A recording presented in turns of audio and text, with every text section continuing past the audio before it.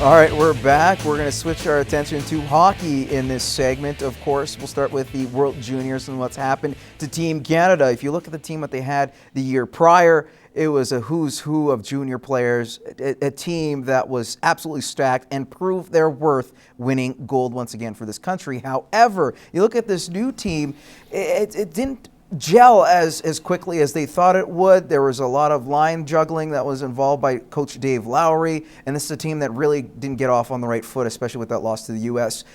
There's a lot of underlining factors here, but what to you, and we'll start with you, Kyle, was the biggest thing that disappointed Canada overall this tournament? Well, I think first off, we need to pump our brakes a little bit. I think could be the best thing for Canadian hockey moving forward is we need to look at things and make some changes. Because if you watch Finland, Russia, the Swedes, and the Americans, we weren't even on their level, not only talent-wise, but as a team. The biggest thing that bothered me watching Canada was how selfish we looked. We didn't move the puck, and it's like guys were there for themselves and trying to beat 4 and 5 guys. We all know at that level of hockey, you got to play as a group, you got to play as a team. They didn't look as a team. When you see unselfish penalties, usually it means that you care more about yourself than you do the guys around you, or even the logo that's on the front of your chest.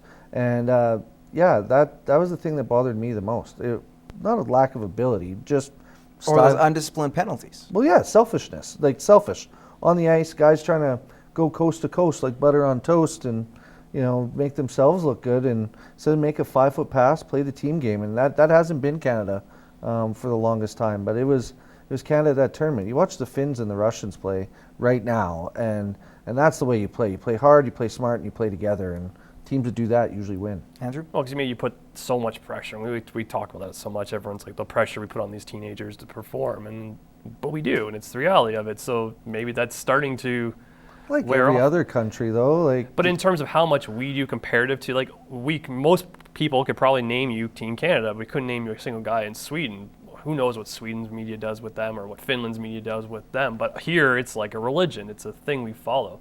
But this year, their skill was terrible. They couldn't even make passes back to the blue line. How many times on a power play where it's out of the zone because they passed it out of the zone themselves. It's just... Well, that same age group, when they were U18s, whitewashed and won gold. And all those teams are there. So it's the same age group of players. But Canada, in recent memory, has really struggled playing international ice. You guys have mentioned to me, you're like, it's not always that case, but it has to be in this one. When you got guys who are much more comfortable from the European standpoint, that could move the puck, understand things a little bit easier. The Finns are the hosts. They understand those rinks a lot better than we would. Whereas Canada, when the events were in North America, excelled because it was smaller for them. You can get into that physical game where Canada is used to. Well, 11 kids on Russia play in North America, so in the CHL. I think it's a style of play. I think it's how we train our athletes. I think we talked about this earlier. The one thing that all those countries are doing better than us right now is their ability to pass and receive passes at full speed. You watch the Finns and the Russians, and we watched the first half of the gold medal game today. Their ability to pick up pucks in traffic and move the puck in traffic is ridiculous. And even our best Canadian athletes aren't doing that. We'd rather go one-on-one and try to beat a guy. And we're skilled enough to do so. I think the other thing, too, is goaltending. I think taking a kid that, even though he's probably the best goalie that you had available, but suspended for the first 2 games, not being able to get into a flow, and then throwing him into the biggest game, I think that was an error on the Canada brass. Maybe not Dave Lowry, but I think for bringing in Mackenzie Blackwood in the whole thing. Even though he's the best goalie. All right, sure. I'm going to give you, Andrew, this next question. I want to talk about Jonathan Drouin, another big news that came over the weekend outside of Team Canada. He decided to, well, it wasn't necessarily he himself. I'm sure he came to the agreement with his agent, but his agent tweeted out, an agent came out in a statement saying, you know what, Drouin wants a trade out of Tampa. Now, this took guys like Steven Stamkos, the captain, teammates, by surprise. It also caught John Cooper, the head coach, by surprise. And when you start hearing that, then all of a sudden there's more question marks that need to be had. Is Drouin a guy that you can deal out of Tampa and get something serviceable for him? Because it sounds like he doesn't want to be there. I don't think you can. Not right now. He's had too much. He's done nothing in the years he's been there. He's been injured a lot, and now he's signed to the AHL, kind of bouncing back and forth. There's no value.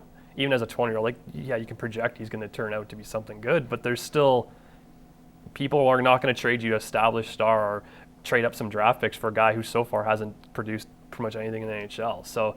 But if you look at guys like Barkov, if you look at guys like a defenseman like Seth Jones, who came in that same draft, those guys have been producing. A defenseman's producing more points than he has in his time, and he's played about 90 games so far in the NHL. Tampa's not the greatest also about drafting high and having those stars turn out great at the beginning. Look at Steven Stamkos and how great he was in the first Although that years. was due to coaching. I think that Steven Stamkos' situation was because of Barry Melrose. I always stood by that. You let a guy who, what he's doing now, he's letting him play his game, he's learning. There are bumps in the road. But this guy has played 90 NHL games on and off. You talk about injuries being an issue. I don't know what your stance is on this, Kyle, but I'm thinking this is a guy that's not going to give you much value, like Andrew said. He's in his early 20s. He's a top 5 pick. He's got 10 years of pro hockey left. He's still considered an asset. Absolutely, he's an asset. What you're going to get from him, who knows? I think Tampa's doing a really good job of maybe keeping a lid on things between guys playing dumb and pretending like they don't know what's going on. It's hard to demand a trade in the NHL. Like, look at the D-man on the island there, Hamonic.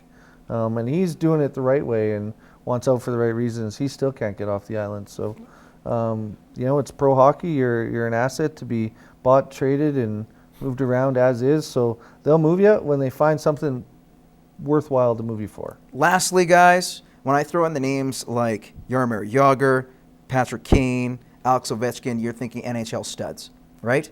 And then I throw in a name like John Scott. Well, those 4 guys I just mentioned are going to be captains at the All-Star Game this year in Nashville coming up in late January.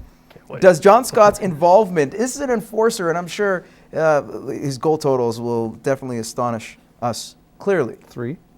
There you go. I think it's 5. Yeah. With that said, are you going to watch the All-Star Game because of John Scott? Because there's no other reason outside of, the fans using their democratic right and really sticking a big middle finger to the NHL. That's who it's for, though, right? It's a voted-on event that the money comes from. You would watch it. You'd go watch him because John Scott's there, right? I don't think I've watched an All-Star Game for a long period of time. I think the only thing that intrigues me is the fact that they'll be playing 3-on-3. But the All-Star Game it's not hockey. It's just for fun and entertainment. Big middle finger to the NHL. I think it's funny, and I'm thinking he'll score a goal. I'm going to watch it because of him. I think it's funny because the NHL's owning up to it so much. It's just like, okay, we're going to go through with this. And the guy, I was sitting there thinking when I first read the press announcement, and I'm like, to be that guy, the PR guy who has to write this serious press release about John Scott, the captain. And I'd love to have that job. Like, I don't know how you can't get through without laughing, but. And give credit to John Scott, a guy who's actually taken. I feel bad for him. Well, he does, but you know what? He's taking his stride. He's very self-deprecating from what we hear, and you know what? He's like, you know what? I'm going to have fun with this. And that's the best way to do it. 6'9". He's going to stand out like a sore thumb. We're going to have to go to commercial break, and we're going to come back with Over Under next.